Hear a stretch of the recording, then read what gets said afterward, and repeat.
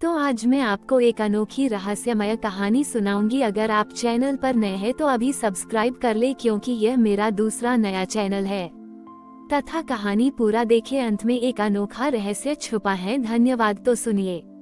एक बार की बात है, देवभूमि नाम का एक समृद्ध गांव था जो अपनी हरियाली और शांति के लिए प्रसिद्ध था। इस गांव में धर्मेश और कर्मेश नाम के दो भाई रहते थे।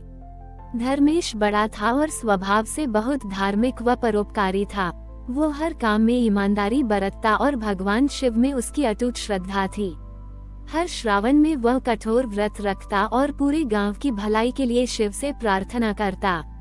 कर्मेश छोटा भाई था। वह चतुर और महत्वाकांक्षी था, लेकिन उसके मन में अक्सर लालच और बेईमानी घर कर जाती थी। वो अक्सर धर्मेश के भोलेपन का मजाक उड़ाता और उसे पागल कहता था कि वह इतना समय पूजा पाठ और दूसरों की मदद में क्यों लगाता है, जबकि उसे धन कमाने पर ध्यान देना चाहिए। दोनों भाइयों के पास एक ही खेत था जिसे उनके पिता ने उन्हें सौंपा था। धर्मेश दिन रात मेहनत करके खेत में पसीना बहाता, जबकि कर्मेश चोरी छिपे खेत के कुछ हिस्से से फसल बेचकर अपना हिस्सा हड़प लेता और धर्मेश को कम बताता। धर्मेश को इस बात का अंदाजा था, लेकिन वह भाई के मुंह में कुछ कहता नहीं था। वह सोचता था कि भगवान शिव सब देखते हैं और वे स्वयं न्याय करेंगे। इस वर्ष श्रावण मास आने से पहले कर्मेश ने एक बड़ी धोखाधड़ी की योजना बनाई। उसने धर्मेश को बताए बिना खेत के एक बड़े हिस्से की फसल एक धनी व्यापारी को पहले ही बेच दी और पैसे अपने पास रख लिए। उसने सोचा कि जब फसल तैयार होगी तो वह उसे बेच देगा और धर्मेश को बताएगा कि फसल इस बार अच्छी नहीं हुई, जिससे उसे कम हिस्सा मिलेगा। श्रावण मास शुरू हुआ। धर्मेश ने हमेशा की तरह अपना व्रत रखा। वह रोज सुबह गंगा स्नान करता और शिव मंदिर में जाकर अपनी फसल की अच्छी पैदावार और गांव की समृद्धि के लिए प्रार्थना करता। कर्मेश भी दिखावे के लिए मंदिर जाता, लेकिन उसके मन में केवल अपने धोखे की सफलता की चिंता थी। श्रावण का दूसरा सोमवार था। अचानक गांव में एक अजीब सी घटना घटने लगी। जिस हिस्से की फसल कर्मेश ने बेईमानी से बेची थी, उस हिस्से में लगे पौधे तेजी से सूखने लगे। बाकी खेत की फसल अभी भी ठीक थी, लेकिन कर्मेश के हिस्से वाली फसल सूखकर पीली पड़ने लगी। कर्मेश घबरा गया। उसने कई टोटके किए, पुजारियों से सलाह ली, लेकिन कोई फायदा नहीं हुआ। धीरे धीरे कर्मेश के हिस्से वाली सारी फसल पूरी तरह बर्बाद हो गई। जब व्यापारी फसल लेने आया तो उसे सूखे पौधे मिले और उसने कर्मेश को खूब खरी खोटी सुनाई। कर्मेश का सारा धन और उसकी बेईमानी सबके सामने आ गई। वो बहुत शर्मिंदा हुआ। गांव के लोग कर्मेश की बेईमानी पर नाराज थे, लेकिन कोई कुछ नहीं कह रहा था। कर्मेश को अपनी गलती का एहसास हुआ। वह दौड़कर शिव मंदिर गया और शिवलिंग के सामने फूट फूट कर रोने लगा। हे भोलेनाथ, उसने गिड़गिड़ाते हुए कहा, मैंने बहुत बड़ी गलती की है। मैंने अपने भाई को धोखा दिया और आपकी पवित्र धरती पर बेईमानी की। मैंने धन के लालच में सब कुछ खो दिया। मुझे क्षमा करें प्रभु। तभी धर्मेश मंदिर में आया। उसने कर्मेश को रोते हुए देखा और समझ गया कि उसके भाई को अपनी गलती का एहसास हो गया है। धर्मेश ने कर्मेश के कंधे पर हाथ रखा। कर्मेश ने ऊपर देखा और धर्मेश की आंखों में उसे कोई गुस्सा नहीं, बल्कि केवल प्रेम और करुणा दिखी। भाई, धर्मेश ने शांत स्वर में कहा, भगवान शिव सब देखते हैं। उन्होंने तुम्हें दंड नहीं दिया, बल्कि तुम्हें सही रास्ता दिखाया है। उन्होंने तुम्हारी आंखों पर पड़ा लालच का पर्दा हटाया है। तभी मंदिर के पुजारी बाबा नीलकंठ उनके पास आए। उन्होंने मुस्कुराते हुए कहा, पुत्रों, शिव का न्याय हमेशा सीधा नहीं होता। कभी कभी वह एक फसल के सूखने में या एक खोए हुए धन में भी दिखता है। कर्मेश, तुम्हारे भाई की ईमानदारी और तुम्हारी बेईमानी दोनों को शिव ने देखा। उन्होंने तुम्हारी गलती तुम्हें खुद ही अनुभव करवाई, ताकि तुम सही मार्ग पर आ सको। अब जाओ, अपने भाई के साथ मिलकर फिर से मेहनत करो। शिव की कृपा तुम दोनों पर बनी रहेगी। कर्मेश ने धर्मेश के पैरों में गिरकर क्षमा मांगी। धर्मेश ने उसे उठाया और गले लगा लिया।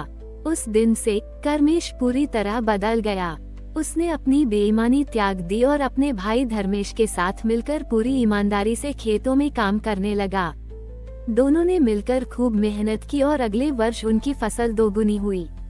देवभूमि गांव में ये कहानी पीढ़ियों तक सुनाई जाती रही, जो ये सिखाती है कि भगवान शिव हमेशा न्याय करते हैं। श्रावण का महीना हमें याद दिलाता है कि भले ही हम अपने कर्मों को दूसरों से छिपा लें, भगवान से कुछ भी छिपा नहीं रहता। ईमानदारी और धर्म का मार्ग ही अंततः सुख और समृद्धि की ओर ले जाता है। कर्मेश के हृदय परिवर्तन और धर्मेश के अटूट विश्वास ने देवभूमि गांव को एक नया जीवन दिया था। अब वे दोनों भाई केवल खून के रिश्ते से नहीं, बल्कि सच्ची समझदारी और ईमानदारी के बंधन से भी बंधे थे। कर्मेश ने अपनी पिछली सभी बेईमानियां छोड़ दी और वह अपने भाई से भी अधिक लगन से खेतों में काम करने लगा। उसकी ईमानदारी और कड़ी मेहनत से गांव के अन्य युवा भी प्रेरित हुए।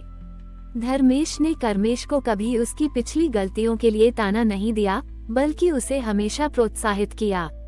उनकी जोड़ी ने मिलकर गांव की खेती को नई ऊंचाइयों पर पहुंचाया।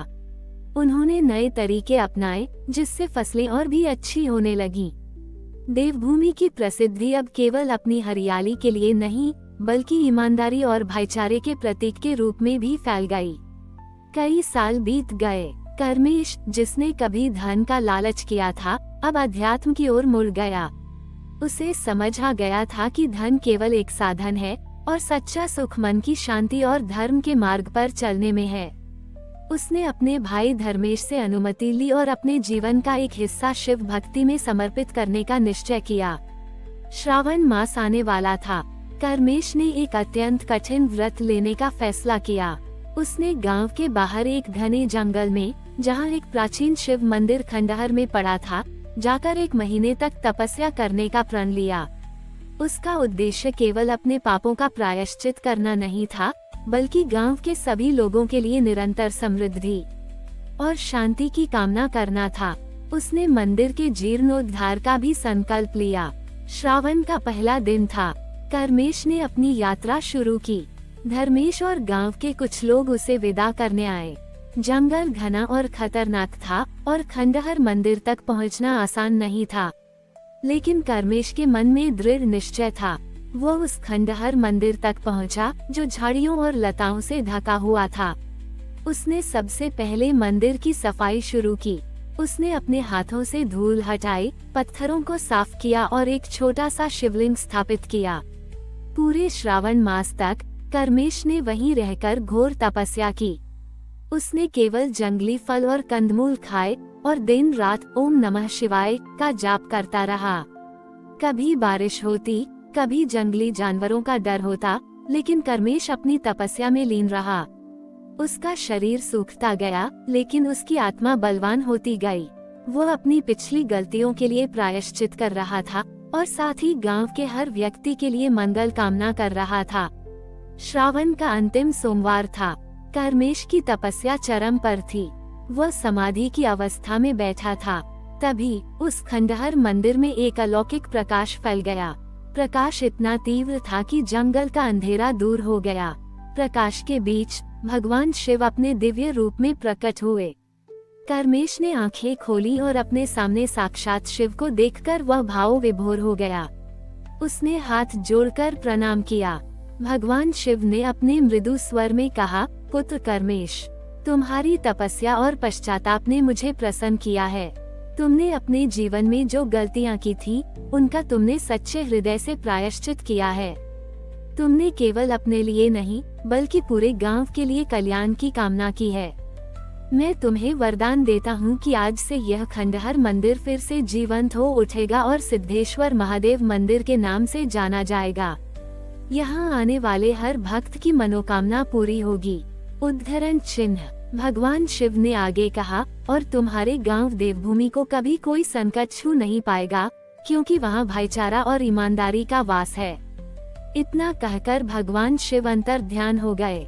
भगवान शिव के आशीर्वाद से वह खंडहर मंदिर उसी क्षण पुनर्जीवित हो उठा।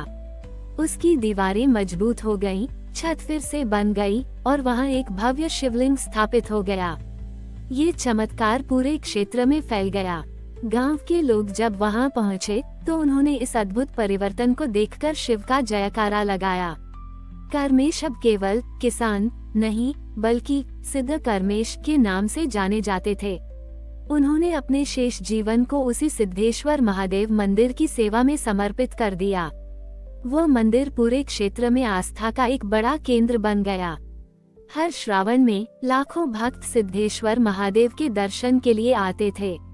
देवभूमि गांव भी शिव की कृपा और दोनों भाइयों के प्रेम, ईमानदारी तथा तपस्या से फलता फूलता रहा।